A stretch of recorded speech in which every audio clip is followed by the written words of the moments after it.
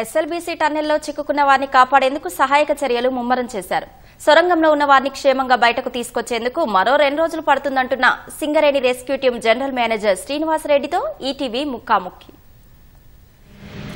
SLBC tunnel సొరంగ మార్గంలో చిక్కుకుపోయినటువంటి 8 మందిని బయటికి తీయడానికి ప్రస్తుతం రెస్క్యూ ఆపరేషన్స్ కొనసాగిస్తున్నారు. అయితే ఈ రెస్క్యూ ఆపరేషన్ని విజయవంతం చేయడానికి రకరకాల రంగాల నుంచి నిపుణుల్ని ఇక్కడికి రప్పించడం జరిగింది. అందులో భాగంగా సింగరేణి కాలనీస్ సంబంధించి రెస్క్యూ బృందానికి జనరల్ మేనేజర్గా ఉన్నటువంటి శ్రీనివాసరెడ్డి ప్రస్తుతం మనతో పాటు ఉన్నారు. ఆయన నిన్నటి నుంచి కూడా ఈ సహాయ చర్యలను పర్యవేక్షిస్తున్నారు. అక్కడి నుంచి అంటే వాళ్ళని కాపాడడానికి, వాళ్ళని బయటికి తీసుకురావడానికి ఏం చేయాలి, ఎట్లా చేయాలనే దాని విషయంలో ఉన్నతాధికారులకు కూడా సూచనలు ఇస్తున్నారు.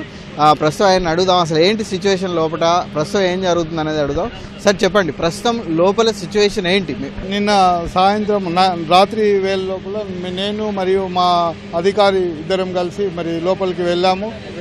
11.6 కిలోమీటర్ల తర్వాత నీటిమయమైనది, తర్వాత బురద కూడా వ్యాపించి ఉన్నది.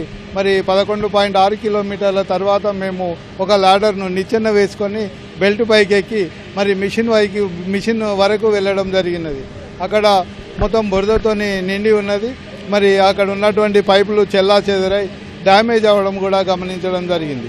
మరి ఈరోజు మంత్రి ఉత్తమ్ కుమార్ రెడ్డి సారథ్యం లోపల మరి కలెక్టర్ గారు ప్రణాళికలు చేశారు. దాని ప్రకారం మా సింగరేణి నుంచి వచ్చినటువంటి 20 మంది సభ్యులు మరి 3 జట్లుగా మారి 24 గంటలు మరి సహాయక చర్యలు, గాలింపు చర్యల లోపల పాల్గొంటున్నది. మరి ఈ విషయాలపైన మా సిఐఎండి సింగరేణి శ్రీ బలరాం సార్, అదేవిధంగా సిడిఎన్ శ్రీ సుబాని సార్ కంటిన్యూస్గా మానిటర్ చేస్తున్నారు. ఇంకేమైనా అవసరమైనట్టయితే సహాయాన్ని ఇవ్వడానికి సిద్ధంగా ఉన్నారు. అక్కడ 100 మీటర్ల మేర పూర్తిగా బురద పేరుకొని ఉంది. దానిలో నుంచి బయటపడడానికి, అంటే ఆ తర్వాత స్టెప్ వెళ్ళడానికి కొన్ని పడవలు లాంటివి తీసుకెళ్ళాను. ఏంటి అవి ఎట్లా ఉపయోగపడతాయి? అసలు మనకు నీరు ఉన్నది కనుక ఏదైనా మెటీరియల్ తీసుకువెళ్ళాలన్నా కానీ, మనుషులు అక్కడికి చేరుకోవాలన్నా కానీ బెల్ట్ మీద పోవడం ప్రమాదం కనుక మరి మార్నింగ్ జరిగిన ఉన్నత స్థాయి సమీక్ష లోపల మరి కొన్ని బోట్స్ మాదిరిగా చిన్న వాటిని ఉపయోగించి వాటిలో మెటీరియల్ లేదా మనుషులు పోయే విధంగా ఏర్పాట్లు చేసుకోవడానికి నిర్ణయాలు చేయడం జరిగింది.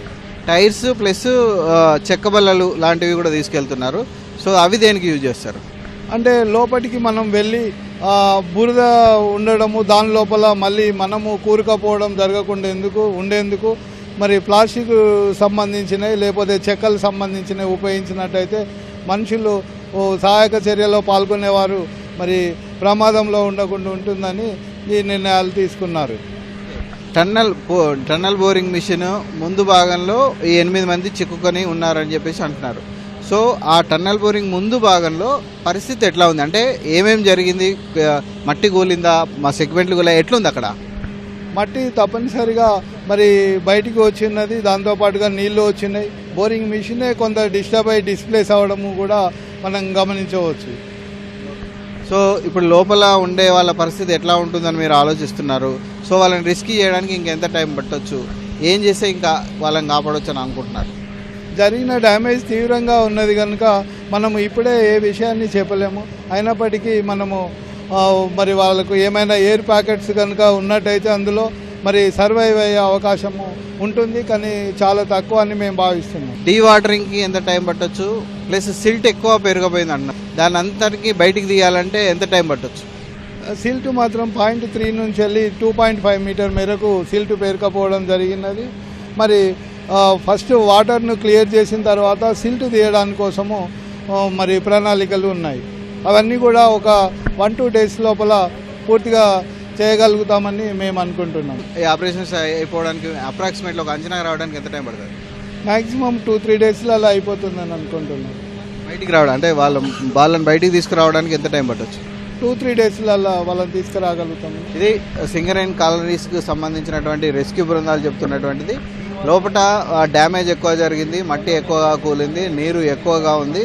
నీటి తోడువేత జరగాలి, మట్టి తోడువేత జరగాలి, అక్కడ సురక్షితమైనటువంటి వాతావరణం ఏర్పాటు కావాలి. ఆ తర్వాతే అక్కడి నుంచి అంటే వాళ్ళలో చిక్కుకున్న వాళ్ళని బయటికి తీసుకొచ్చేటువంటి ప్రక్రియ కొనసాగుతుంది. దీనికి కొంత సమయం పట్టొచ్చు అని చెప్పేసి వారు అభిప్రాయం వ్యక్తం చేస్తున్నారు. కెమెరామెన్ శ్రీనివాస్తో స్వామి కిరణ్, ఈటీవీ న్యూస్, మహబూబ్ నగర్.